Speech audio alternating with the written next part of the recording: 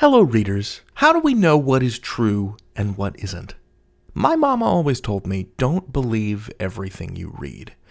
Just because someone took the time to write something down, send it off to be typeset and designed, and printed in a book or published on the internet, doesn't mean they bothered to tell you the truth. You should be skeptical of all informational writing until the writer gives you a reason to trust them. Honestly, you should be skeptical of me until I give you a reason to trust me. Who am I, after all? Just some stranger on the internet. Well, that's a little unfair. Actually, you probably knew about Khan Academy well before you watched this video, which means you have a sense that the information we teach is reputable or trustworthy. So maybe I'm already at an advantage for you, trustworthiness-wise, because you associate me with an institution you already have good feelings about.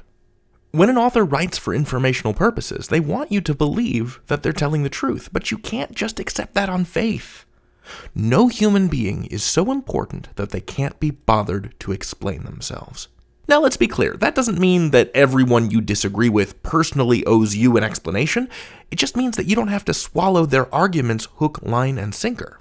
So how do we move forward? We can't just go around in a nightmarish swirl of misinformation, never knowing whom to trust. That's no good. Society couldn't function. Imagine looking at the weather report and saying, "I don't believe you," and then walking outside your home in shorts when the forecast calls for snow. That would be terrible. For you. The key is to ask yourself, why should you trust the weather forecast? Well, forecasters are scientists, specifically meteorologists. Their job is to study weather patterns and make predictions.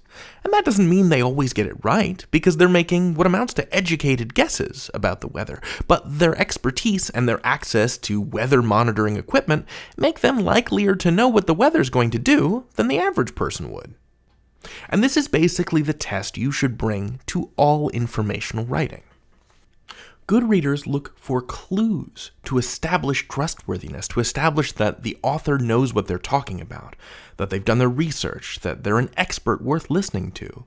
Someone who hops on YouTube and says, "Here's why your teachers are lying to you about the goblins who live in the moon," is someone that warrants some skepticism, a little side-eye.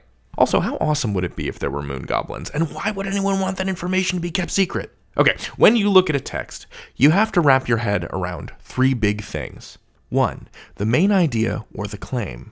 What is the author trying to say, explain, or convince you of? 2, the evidence for that claim. What are the facts, details, or other pieces of information that tell us that that claim is true or accurate? And 3, the reasoning. How does the evidence prove that the claim is true? Okay, so let's imagine that this conspiracy guy on YouTube is trying to make the case about those goblins. Let's listen in on his argument. I firmly believe that there is a colony of goblins living inside the moon, and the government is keeping this information from you. How do we know this? Look at the moon. See that little squiggle? You were taught that was just a crater, but it isn't. It's actually the tip of an enormous goblin moon base. How do I know that? The goblins told me so. I have a special phone line from my house to the moon goblins, and through me, they can answer any questions you've got. Our moon door is always open, the goblins tell me. All right, so what's the claim? Goblins live inside the moon. What's his proof? What we think is a crater on the moon is actually a goblin moon base. What's his reasoning? What backs that up? He says the goblins told him so. Now, is that evidence, or is that just something he's telling us? Well, one way we can know he's probably full of baloney is that only he can talk to the moon goblins. Right? He says he's got a special phone line. They can answer questions through him. We can't talk to the goblins. We can't have access to any of their information. He's behaving like the information is freely out there for anyone, but it isn't. You have to go through him.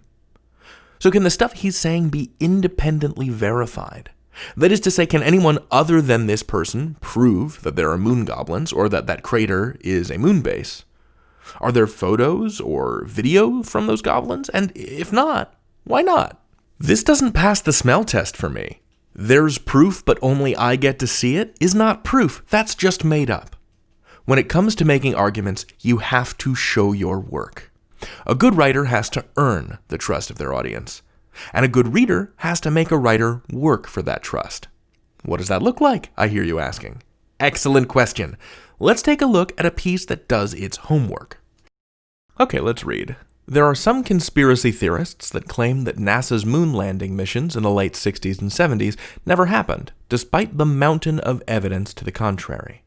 They claim that the photographs were faked, the mission recordings were scripted, and the moon rocks were nothing more than ordinary Earth rocks. Perhaps you are among these conspiracists. If so, let me prove to you that the moon landings took place. Perhaps you are skeptical of the US government, which was in the middle of the Cold War with the Soviet Union, and a shooting war in Vietnam. Perhaps you believe that any information from NASA is therefore suspicious. Fortunately for you, there is plenty of third-party evidence that Americans traveled to and landed on the moon. An observatory in the UK that previously observed the Russian launch of the Sputnik probe used its radio telescope to observe the 1969 moon landing. The Bochum Observatory, this one in Germany, also confirms that mission. Finally, present-day photos from many different space agencies around the world have confirmed the presence of footprints, rover tracks, and the lunar rovers themselves. In order for a moon landing to have been faked, the rocket scientist James Michael Lunguski estimates that more than 400,000 people who worked on the projects in some capacity would have had to keep the conspiracy a secret. In his 2006 book, The 7 Secrets of How to Think Like a Rocket Scientist, Lunguski suggests that, given how complicated it would be to fake such a project, it might actually be easier to just go ahead and do the moon landing in the first place. So, if you don't believe the US government, this writer is saying, let's look at some other sources. How do we know those sources are real? Well, we have some names to look into to independently verify it. We've got this rocket scientist. We have the name of this German observatory. We could look into and verify these statements. It's not just one guy asserting that there's goblins on the moon. It's someone saying, here are some non-NASA sources that can confirm that Americans landed on the moon. Be careful out there. It's a wild world of people who want to bend your brains and turn you against your neighbors. Use your brain, your heart, and your reading skills to fend them off as you develop your principles.